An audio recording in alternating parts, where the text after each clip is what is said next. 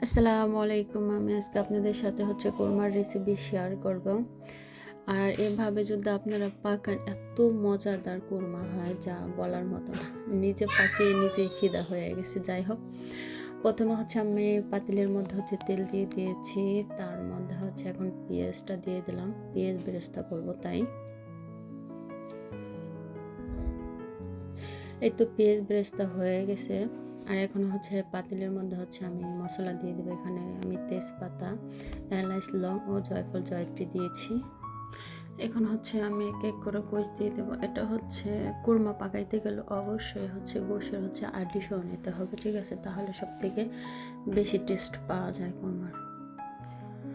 এতে এক এক করে সব দিয়ে এখন আমি হালকা ভাজা ভাজা করে নেব গোশটাকে। আর এখানে আমি টক দইয়ের সাথে যে পেঁয়াজ বেরেস্তা করেছিলাম সেটা দিয়ে একটা পেস্ট বানিয়ে নিয়েছি। এই তো পেস্টটা ঠিক এরকম হবে। এই তো গোশটা এখন আবার একটু নাড়াচাড়া দেব, যেহেতু গোশটা ভালোই মোটামুটি হালকা ভাজা ভাজা হয়ে গেছে। ভালো মতো নেড়ে চেড়ে এর মধ্যে এখন আমি 1 চামচের মতো আদা রসুনের পেস্ট দিয়ে দেব।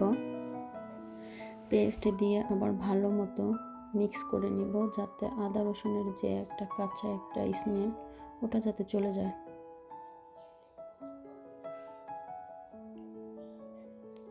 আর এখন এর মধ্যে আমি স্বাদ মতো লবণ দিয়ে দেব। লবণ দিয়ে আবারও ভালো মতো মিক্স করে নেব।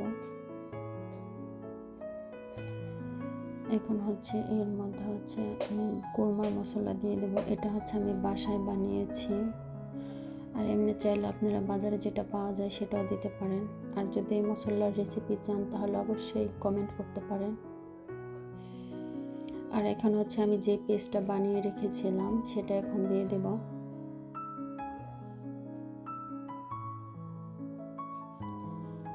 এখন দেওয়ার পরে ভালো মতো মিক্স করে নেব একটু সময় ধরে।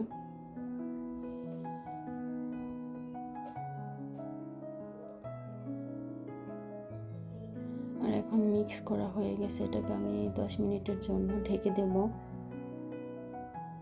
এই তো 10 মিনিট পর আবার ফিরে আসলাম। এখন আবার ভালো মতো আমি মিক্স করে নেব যাতে ধরে না যায়। এখন আমি নাড়াচাড়া করার পর এখন আমি এর মধ্যে পানি অ্যাড করে দেব। যেহেতু কোরমা পাকাবো তাই বেশি পানি অ্যাড করার দরকার নেই, যেহেতু অনেকটা ঘন টাইপের মানে গেবি গেবি ভাবের হবে, তাই এখন আবার ভালো মতো আমি মিক্স করে নেব পানির সাথে।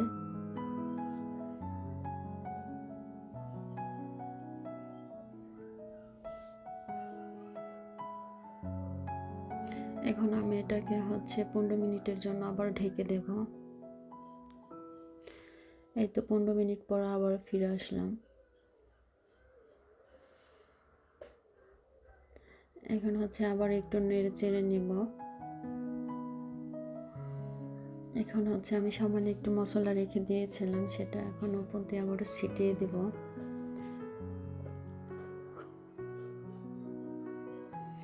এখন নাড়াচাড়া দিয়ে আমি এটাকে 20 মিনিটের জন্য দমে রেখে দেব।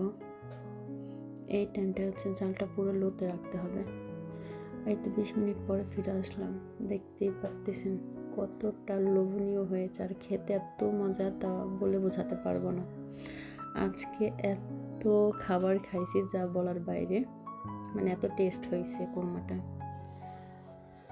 আর এখানে আজকে যেহেতু জুম্বার দিন সে নামাজ পড়ে আম নিয়ে আসছে। এই তো এখানে একটা পাকিস্তানি দোকান আছে সেখান থেকে। আর আমগুলি অনেক টেস্টি আর ঘ্রাণটা একদম অসাধারণ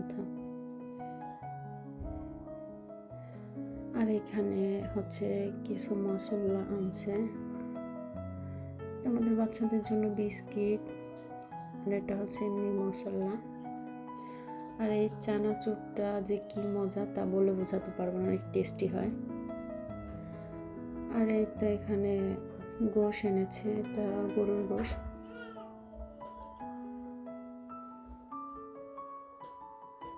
আর এটা হচ্ছে আলাম একটা মুরগি এনেছে। আর এটা হচ্ছে লেগ পিস চিকেনের, যেটা কেটে এনেছে, এটাও লেগ পিস, বাট ভিতরে যে হাড্ডিটা ওটা সারিয়ে এনেছে। আর এটা হচ্ছে চিকেনের সিনা। যাই হোক, যদি ভিডিওটা ভালো লাগে তাহলে অবশ্যই লাইক, কমেন্ট অ্যান্ড সাবস্ক্রাইব করবেন। সবাই ভালো থাকবেন। আল্লাহ হাফেজ।